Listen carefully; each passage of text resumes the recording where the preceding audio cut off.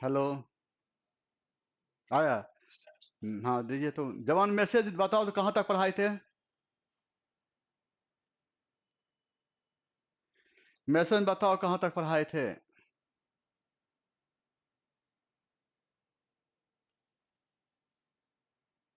Message आता है ना।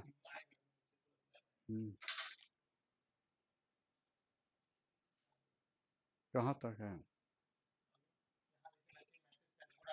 हाँ बताओ मेरे जवान ये हम कहाँ तक पढ़ाए थे याद करो चंद्रगुप्त मौर्य से आगे हम गए थे कहाँ तक पढ़ाए थे ये बता।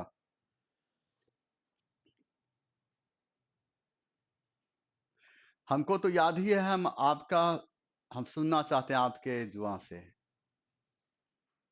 कहाँ तक पढ़ाए थे। ये कैमरा इधर क्यों है। ये वाला। वही ना।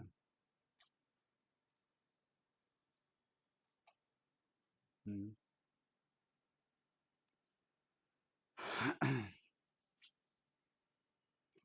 मैसेज बताएं यहाँ पर कहाँ तक हम पढ़ाए थे। चंद्रगुप्त मौर्य से हम आगे गए थे बताना है कहाँ तक।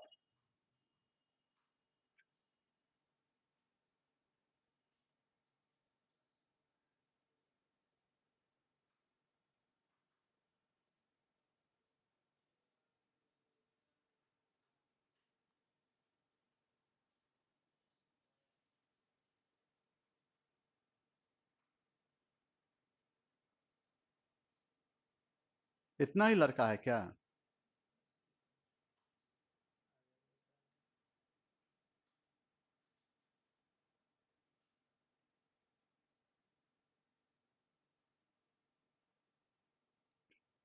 और दूसरा चीज है घबराना नहीं है। और जिसका जहां पर छूटा हुआ है बीएससीसी का जो भी लड़के हैं जिनका जितना जो छूटा हुआ है एक एक कोमा फुल स्टॉप को पूरा कर दिया जाएगा। बात समझ गए।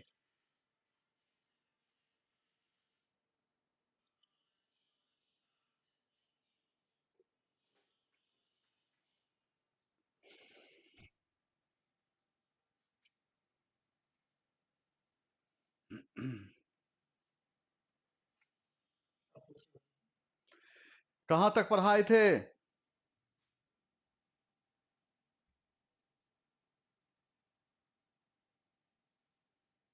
आदित्य राज कहां तक हम पढ़ाए थे। उदय बाबू बताएं कहां तक पढ़ाए थे हम। चंद्रगुप्त मौर्य से आगे हमको याद है चंद्रगुप्त मौर्य के आगे तक हम थे। लॉकडाउन के बाद एक क्लास हम लिए थे। रुपेश वो कुछ नहीं हम ये जानना चाहते हैं कहां तक पढ़ाए थे चंद्रगुप्त मौर्य के बाद प्रणाम बाद में।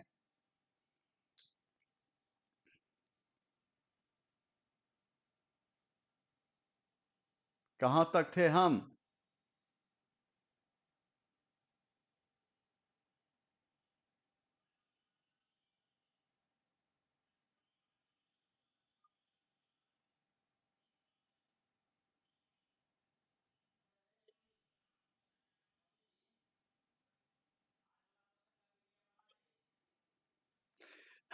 लास्ट का वीडियो देख लीजिए कहां तक पढ़ाए थे। हम्म। है ये देखिए।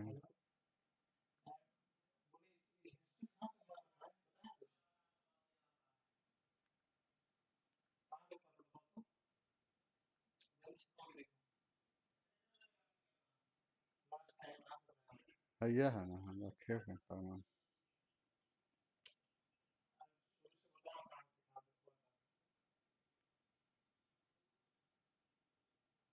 है ये यही वीडियो है। हम देख लेते हैं।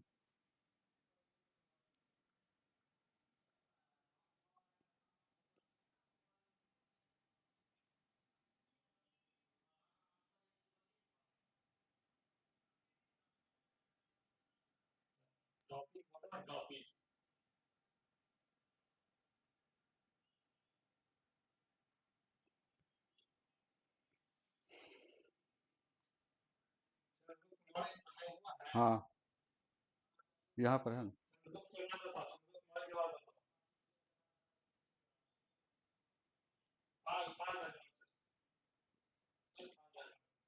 हम्म। पाल राजवंश कंफर्म।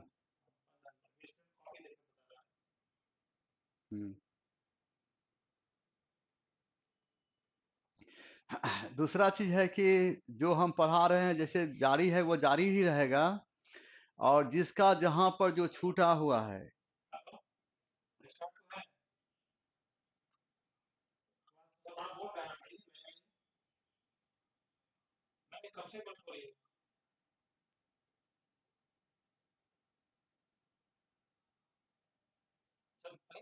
हो गया।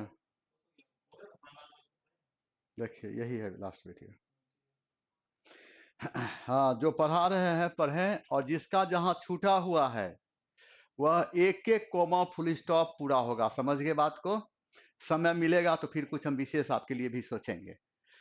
अब सुने यहाँ पर हम देखते क्या है कि पाल राजवंश के बाद बंगाल एवं बिहार की धरती पर पाल राजवंश के बाद जो नवीन राजवंश प्रकाश में आई उसे हम सेन राजवंश के नाम से जानते हैं। सेन राजवंश की स्थापना एक राजा ने किया था जिसका नाम सामंत सेन था। सेन राजवंश का वास्तविक संस्थापक विजय सेन को माना जाता है। विजय सेन ने देवपारा में एक शिव मंदिर का निर्माण कराया था। सेन राजवंश का शासक बल्लाल सेन एक विद्वान शासक था। बल्लाल सेन ने दान सागर एवं अद्भुत सागर जैसी पुस्तक की रचना की थी। सेन राजवंश का अंतिम महत्वपूर्ण शासक लक्ष्मण सेन था। लक्ष्मण सेन अपने नाम पर जो संवत चलाया था उसे हम लक्ष्मण संवत के नाम जानते हैं। संवत उसे कहते हैं जिससे दिन, महीना एवं वर्ष की जानकारी ली जाती है। लक्ष्मण सेन बंगाल का अंतिम हिंदू शासक था। लक्ष्मण सेन के दरबार में जयदेव, धोई, हलायुध जैसे विद्वान रहते थे। जयदेव ने गीत गोविंद जैसी पुस्तक की रचना की थी, तो वहीं धोई ने पवन दूत जैसी पुस्तक की रचना करके इतिहास में अपना नाम स्वर्ण अक्षरों से दर्ज करवाया था। सेन शासकों की राजधानी नदिया थी, और नदिया को ही लखनौती के नाम से जानते हैं, और यह स्थान वर्तमान समय में बंगाल में स्थित है। मेरे जवान आगे बढ़े।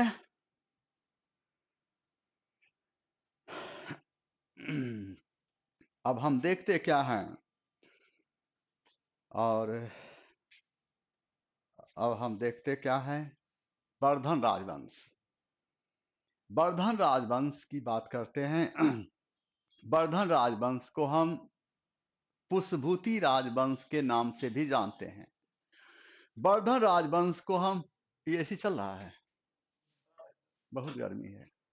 वर्धन राजवंश को हम पुष्यभूति राजवंश के नाम से भी जानते हैं।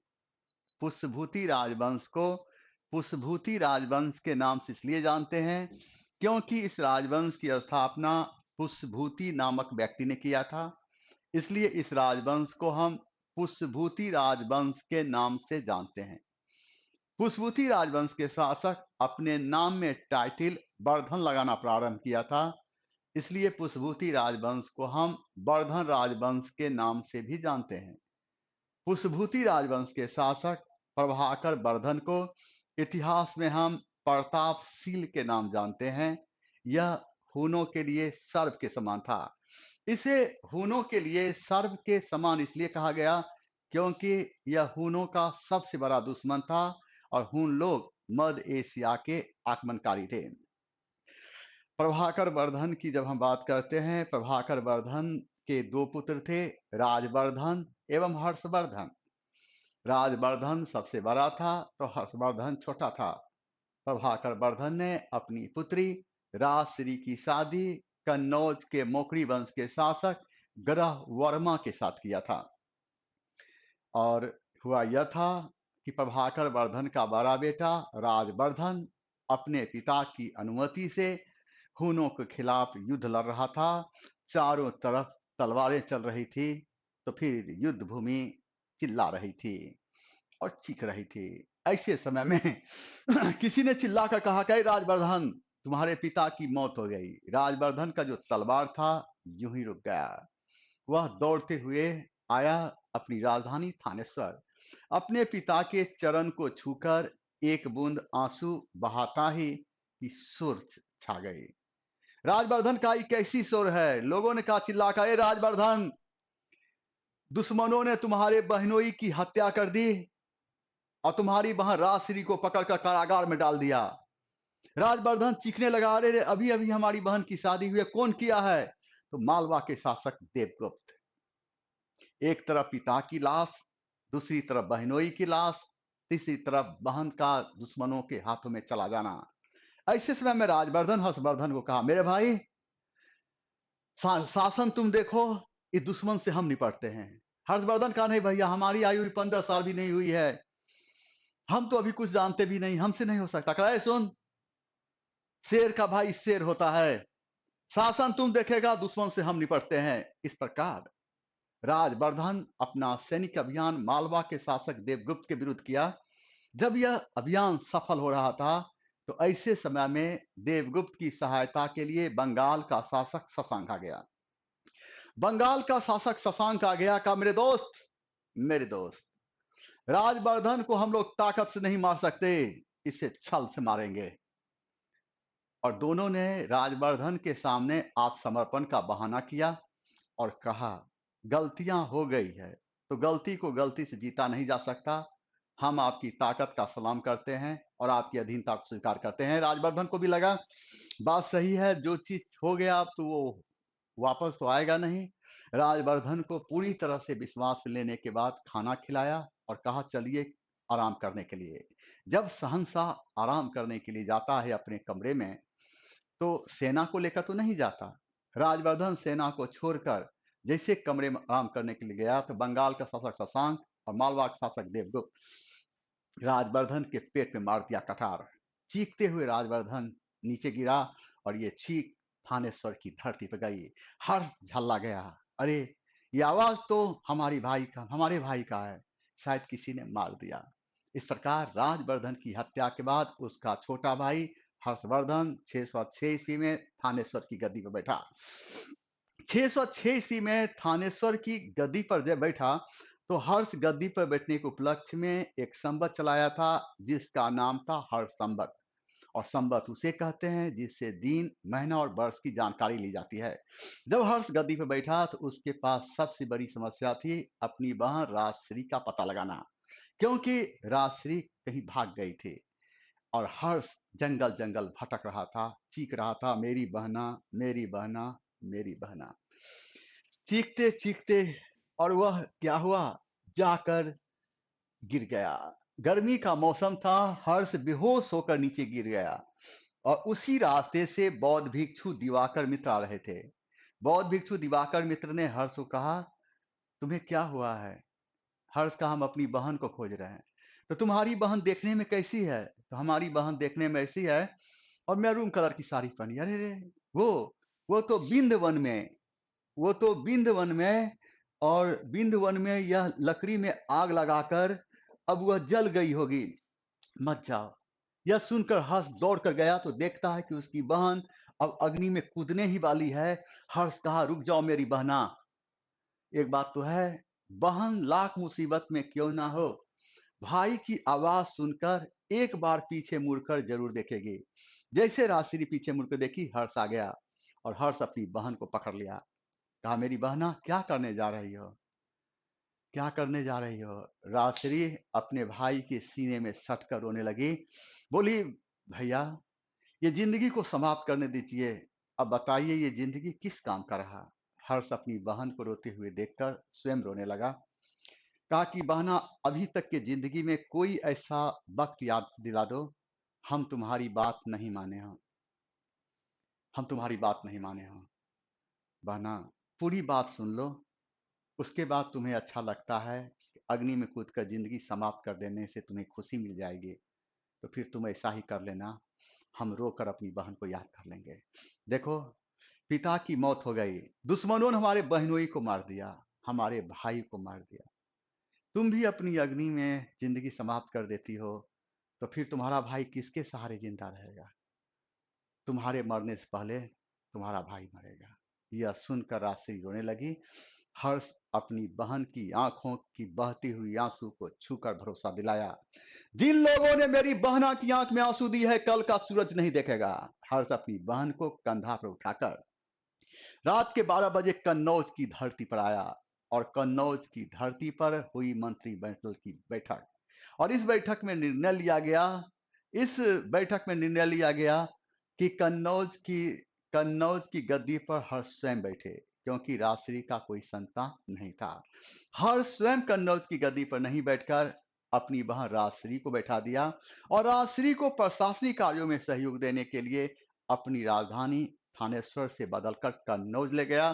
कन्नौज की धरती को छूकर कसम खाया, मैं कन्नौज की धरती को छूकर कसम खाता हूं, इस संसार से की जब बात करते हैं, जब मैं इस धरती से गौर विहीन न कर दूं, सारे संसार के राजाओं के पांव में बैरी पहनाकर प्रतिध्वनित न कर दूं, हर्ष चैन से नहीं सोएगा और अपनी जिंदगी को कीड़े के समान अग्नि में झोंक दूंगा। महल पर खड़ी राजश्री चीखने लगी, नहीं भैया, इतनी बड़ी प्रतिज्ञा मत लो, सारा जमाना तुम्हारा दुश्मन है, अगर तुम्हें कुछ हो जाता है तुम्हारी बहन को कौन देखेगा। ये हर्ष के जीवन का पहला वक्त था जो वह राजश्री की बात को मानने से इनकार कर दिया और मालवा की धरती का अटैक। विशाल सेना लेकर मालवा की धरती पर हर्ष आ गया। कहा, मालवा का शासक देवगुप्त, अरे अपनी जी अगर योद्धा है तो मेरा सामना करो, अरे मालवा की धरती पर इतना हम लाश गिरा देंगे जिसकी गिनती हाथ पर संभव नहीं होगी। मालवा का शासक देवगुप्त, मालवा की धरती में इतना खून बह जाएगी, ये खून के छींटे उड़ उड़ कर मालवा की दीवारों पर नहीं आसमान पर भी पड़ेगी। 5 गिनते हैं, अगर महल से बाहर नहीं निकला तो फिर लाश गिनते रह जाना। और मालवा का शासक देवगुप्त गिरते पड़ते आया, हर्ष के चरणों में गिरकर अपनी जिंदगी का भीख मांगने लगा। हर्ष को दया आने लग गई। राशि चिल्लाते हुए बोली कि भैया तुम किसी को भी माफ कर देता है, हमें कोई शिकायत नहीं होगी, इस इंसान को माफ नहीं करना, इसी ने हमें रुलाया है। भैया हमारी कसम। कसम सुनते ही हर्ष ने चलाया तलवार। तलवार का सम्मान करते हुए मालवा का शासक देवगुप्त का सर 2 फीट आगे गिरा। इस प्रकार तलवार से चूता हुआ खून टप टप टप चीख रहे थे। हर्ष चिल्लाते हुए कहा कि बंगाल का शासक शशांक, अपनी जिंदगी बचा कर रखना, हर्ष तुम्हारे धरती पा रहा है। यह सुनकर शशांक इतना घबरा गया कि उसका हार्ट अटैक हो गया। इस प्रकार शशांक के मरने के बाद हर्ष ने उसके राज्य पर अपना अधिकार स्थापित किया। हर्ष की बात करते हैं। हर्ष की ताकत को चैलेंज दे रहा था कामरूप के शासक भास्कर वर्मा। हर्ष ने कामरूप के शासक भास्कर वर्मा को कहा कि भास्कर वर्मा, अगर अपनी राज्य की खैरियत चाहता है तो अपना सर कटवा कर एक तस्तरी में भेजवा दो। भास्कर वर्मा इतना घबरा गया कि रातों रात हर्ष के दरबार में एक राजदूत भेजा जिसका नाम था हंसदेव। हर्ष की जब हम बात करते हैं तो हर्ष को कोई बेटा नहीं था, हर्ष को एक बेटी थी। हर्ष अपनी बेटी को बहुत मानता था। हर्ष अपनी बेटी को बहुत मानता था और हर्ष अपनी बेटी की शादी वल्लभी के शासक ध्रुवसेन द्वितीय के साथ किया था। हर्ष कश्मीर एवं सिंध हर्ष के प्रभाव क्षेत्र के अंतर्गत आते थे। हर्ष का राज्य नर्मदा नदी के इस ओर आ गया तो नर्मदा नदी की इस ओर दक्षिण भारत के चालुक्य शासक पुलकेशिन द्वितीय का राज था। जब 2 महत्वाकांक्षी व्यक्ति एक जगह आ जाए तो संघर्ष होना लाजमी हो जाता है। इस प्रकार पुलकेशिन द्वितीय ने कहा, ये हर्ष कौन है? लोगों ने कहा, इसका नाम है, पूरा नाम है हर्षवर्धन। यह कन्नौज की धरती को छूकर कसम खाया है, मैं इस संसार से गौर विहीन न कर दूं, सारे संसार के राजाओं के पांव में बैरी पहनाकर प्रतिध्वनित न कर दूं, तो अपने आप को एक कीड़े के समान अग्नि में झोंक दूंगा। यह हर्ष की प्रतिज्ञा है। पुलकेशिन द्वितीय कहा, जे बात कहा, जे बात, हम भी अपने चाचा की हत्या करके गद्दी बैठा है, हर्ष को छोड़ेंगे नहीं। इस प्रकार हर्ष एवं पुलकेशिन द्वितीय के बीच नर्मदा नदी के तट पर जो युद्ध हुई, इस युद्ध में हर्ष को पराजय का सामना करना पड़ा और इस पराजय के साथ ही दक्षिण भारत में साम्राज्य विस्तार स्थापित करने का हर्ष का जो स्वप्न था वह चकनाचूर हो गया। इस युद्ध के विषय में हमें जानकारी एहोल अभिलेख से मिलती है। एहोल अभिलेख वर्तमान समय में कर्नाटक में स्थित है। यह अभिलेख संस्कृत में लिखा गया है। एहोल अभिलेख की रचना रवि कीर्ति नामक विद्वान ने किया था। हर्ष को इतिहास में हम शिलादित्य के नाम से जानते हैं। हर्ष को इतिहास में हम शिलादित्य के नाम जानते हैं। हर्ष ने शकलोत्तर पथनाथ, परम भट्टारक एवं परम सौगात की उपाधि धारण की थी। हर्ष एक विद्वान शासक था। इसने नागानंद, रत्नावली एवं प्रियदर्शिका जैसी पुस्तक की रचना की थी। हर्ष का राजकवि बाणभट्ट था। बाणभट्ट थानेश्वर का रहने वाला था। बाणभट्ट ने हर्षचरित एवं कादम्बरी जैसी पुस्तक की रचना करके इतिहास में अपना नाम स्वर्ण अक्षरों से दर्ज कराया था। हर्ष के दरबार में हर्ष की बात करते हैं तो हर्ष के दरबार में मयूर जैसे विद्वान रहते थे। मयूर ने सूर्य शतक जैसी पुस्तक की रचना की। हर्ष 643 ईस्वी में कन्नौज में विभिन्न धर्मों के आचार्यों का सम्मेलन बुलाया था, जिसका उद्देश्य महायान धर्म को मान्यता देना था। हर्ष प्रयाग में प्रति 5वें वर्ष एक सम्मेलन बुलाता था, जिसका नाम था महामोक्ष परिषद। हर्ष के दरबार में चीनी यात्री हुएनसांग आया था। हुएनसांग को चीनी यात्री इसलिए कहा गया क्योंकि हुएनसांग चीन का रहने वाला था। हुएनसांग को यात्रियों के राजकुमार, नीति का पंडित एवं वर्तमान शाक्यमुनि के नाम से भी जानते हैं। हुएनसांग ने सियुकी जैसी पुस्तक की रचना की थी। इस पुस्तक के नाम से पता चलता है कि यह पुस्तक चीनी भाषा में लिखी गई होगी। सियुकी जैसी पुस्तक में हुएनसांग ने उल्लेख करता है, भारतीय काफी गुस्सैल होते हैं, लेकिन ये स्वच्छता के प्रेमी होते हैं। ऐसा क्यों लिखता है? हमें लगता है ऐसा इसलिए लिखता।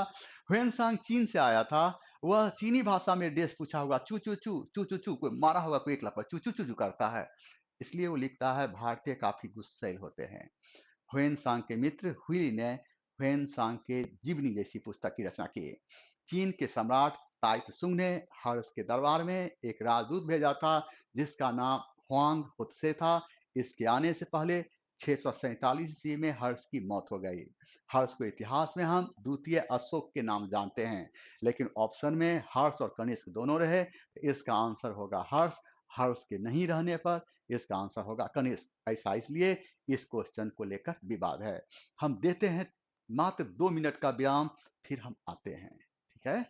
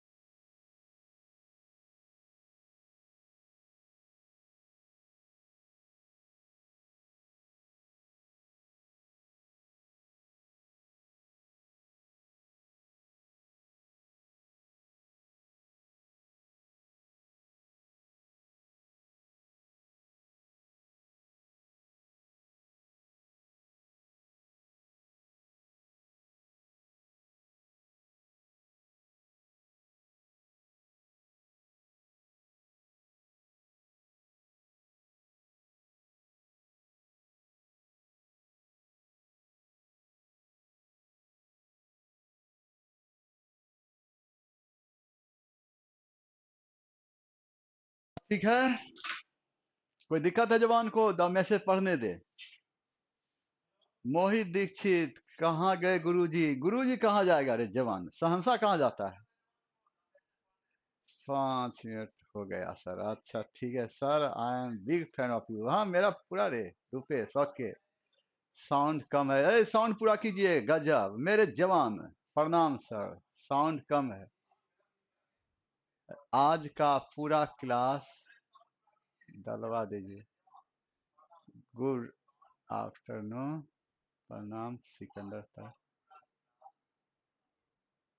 आगे ठीक है जवान, पर रुक देखे दे कौन कौन जवान है। मेरा जवान सब है।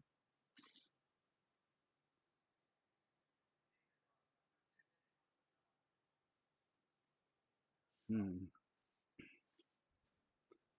अब देखो, अब बोल, कोई दिक्कत है? कोई दिक्कत नहीं ना? आगे बढ़े?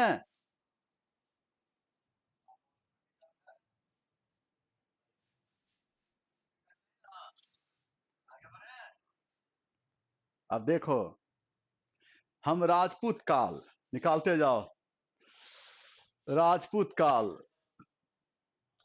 राजपूत काल निकाल लिया। अब देखो, 700, गेट को बंद करते हैं।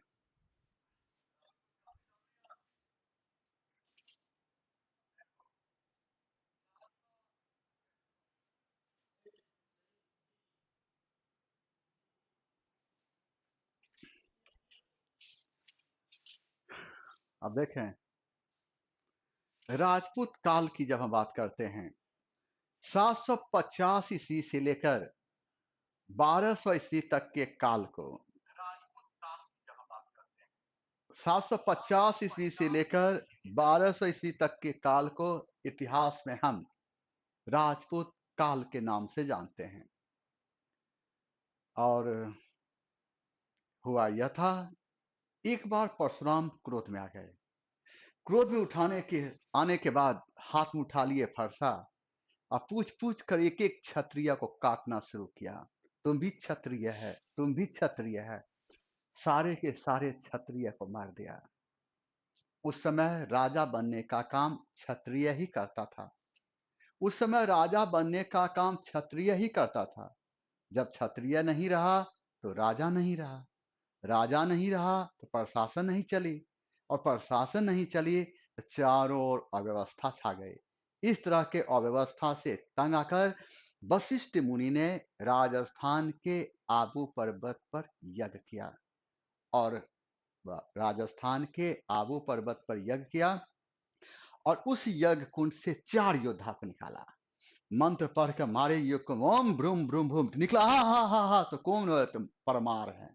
कि ओम भ्रूम भ्रूम भ्रूम भ्रूम, फिर निकला। हा हा, तो कौन है? प्रतिहार है।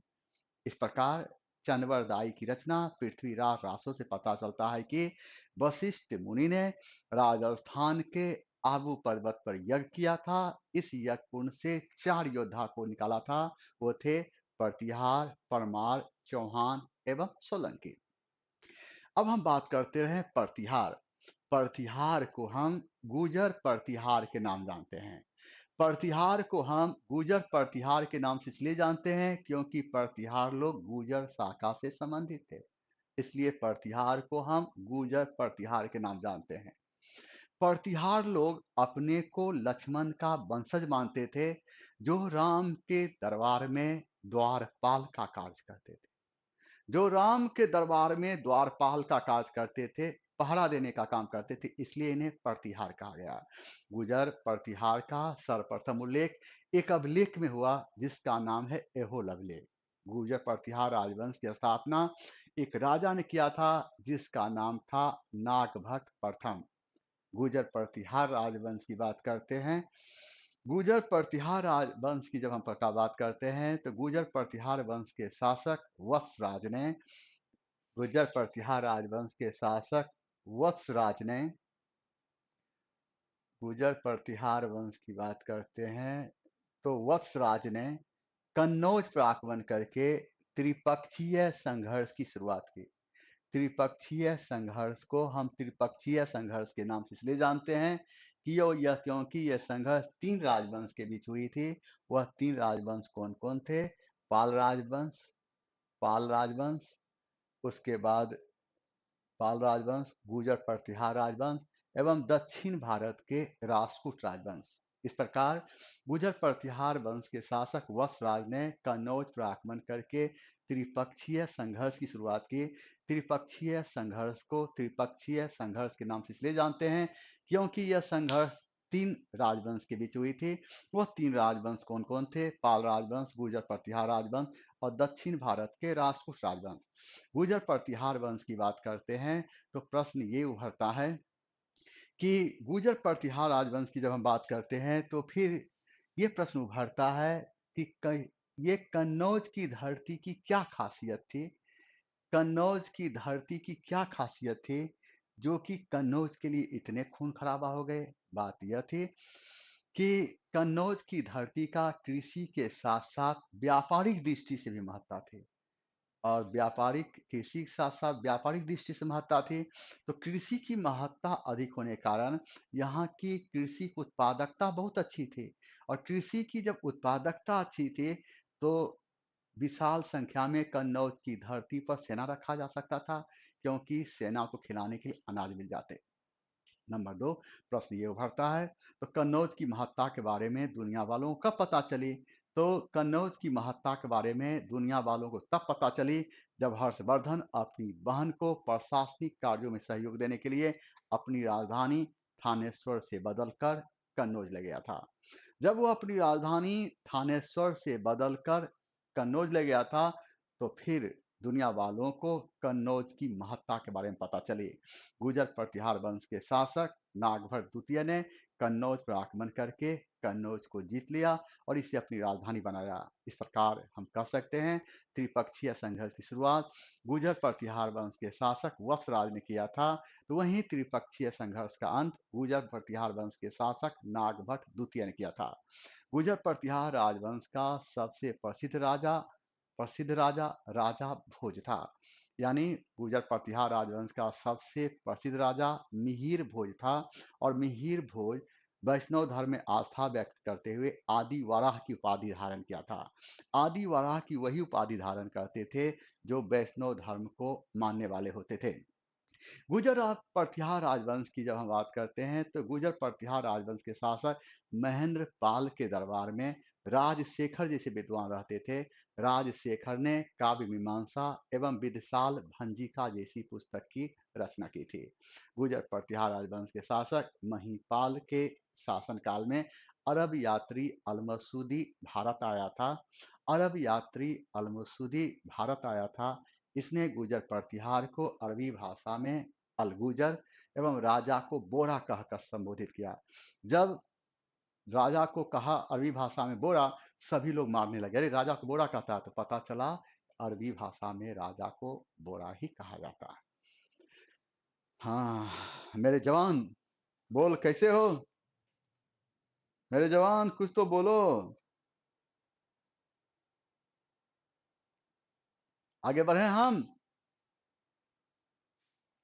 अब देख,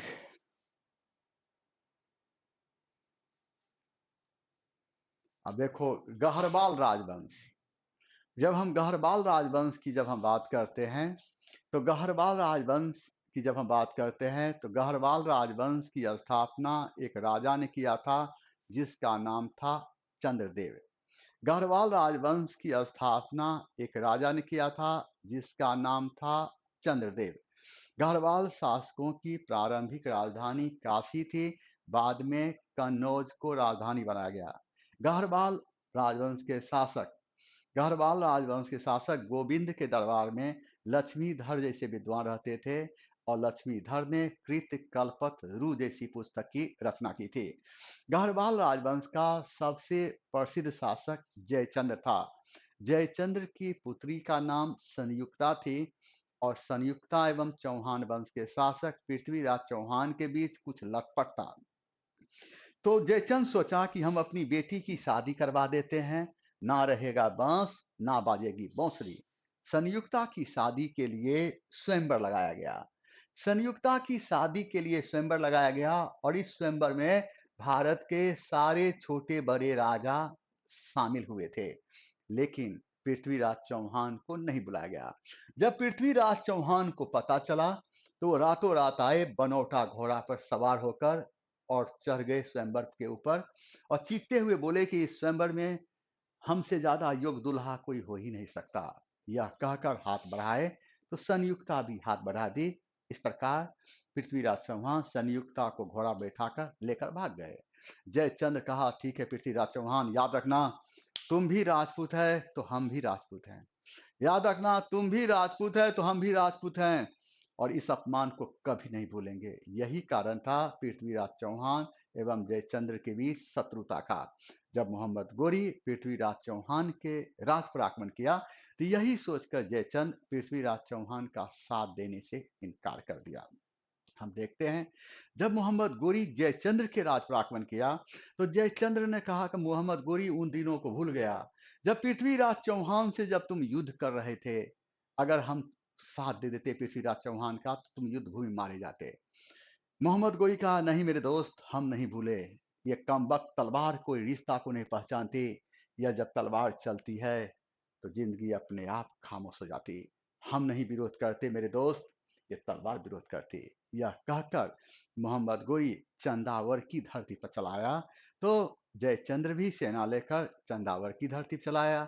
इस प्रकार जयचंद एवं मोहम्मद गोरी के बीच 1194 ईस्वी में जो युद्ध हुई, इसे हम चंदावर के युद्ध के नाम जानते हैं। और चंदावर के युद्ध में जयचंद लड़ता हुआ मारा गया था। जयचंद्र के दरबार में श्री हर्ष जैसे विद्वान रहते थे। श्री हर्ष ने नेषद चरित्र जैसी पुस्तक की रचना की थी। हाँ,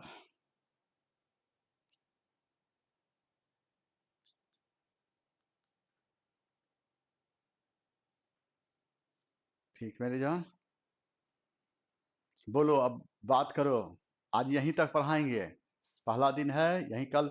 और कल का क्लास मत चूकना।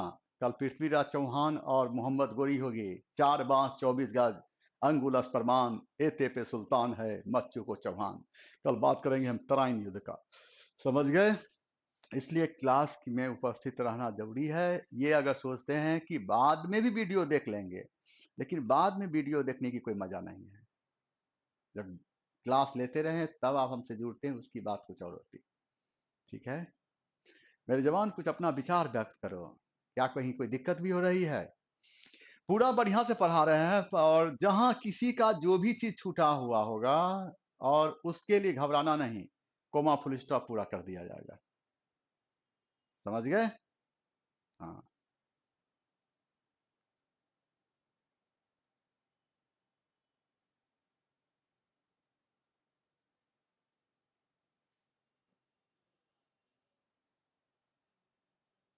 और कुछ?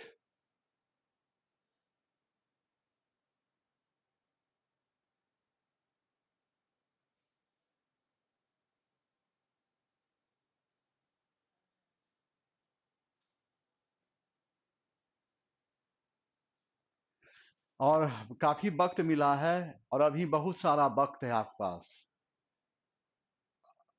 अभी जो वक्त है यही मेन है, इसका जैसे यूज करेंगे वैसा होगा। पढ़ने वाला वक्त अभी ही है। परीक्षा का 1 डेढ़ 2 महीना जो पढ़ लेता है ना, वही बाजी मार लेता है। घबराओ नहीं, मेहनत इतनी खामोशी से करो कि सफलता शोर मचा दे। बातचीत क्रम को देते हैं विराम, आज यहीं तक।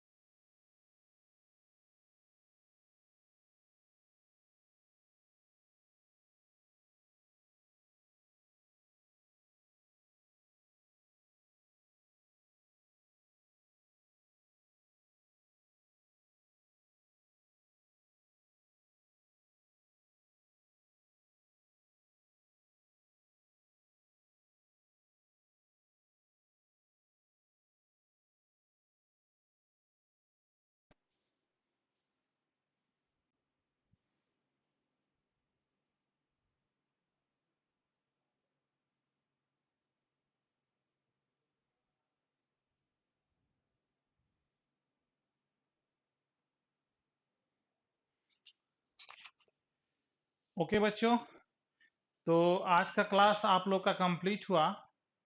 ये आपका हिस्ट्री का लास्ट क्लास था और आई होप कि बीएसएससी बैच में और बिहार एसआई बैच में सारे बच्चे को हिस्ट्री का मटेरियल मिल चुका है। सारे बच्चे हिस्ट्री का नोट्स आप लोग ले चुके हैं। नहीं भी लिए होंगे तो कल जब क्लास स्टार्ट होगा तो इसी चैनल जैसे आप इस वीडियो को प्ले करेंगे आपको लिंक वहां दिख जाएगा, वहां से आप सर का पीडीएफ डाउनलोड कर सकते हैं। अदरवाइज सारे सब्जेक्ट का पीडीएफ का लिंक हम आप लोग के मोबाइल नंबर पे, जो ग्रुप में नंबर है वो, या जितने बच्चे एडमिशन लिए हैं आप लोग, जितना नंबर मेरे पास रजिस्टर्ड था, जिनको जिनको मैसेज गया है, सारे बच्चों के मोबाइल पे पीडीएफ का लिंक हम भेज देंगे। ओके, और किसी बच्चे को कोई प्रॉब्लम है तो बताओ।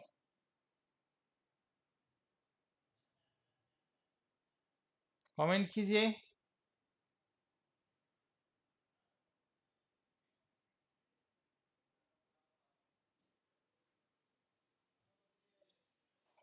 Okay, thank you sir. आप लोग आइए फिर कल। कल फिर अपने टाइम से 10 बजे सबका क्लास स्टार्ट होगा। Okay, thank you.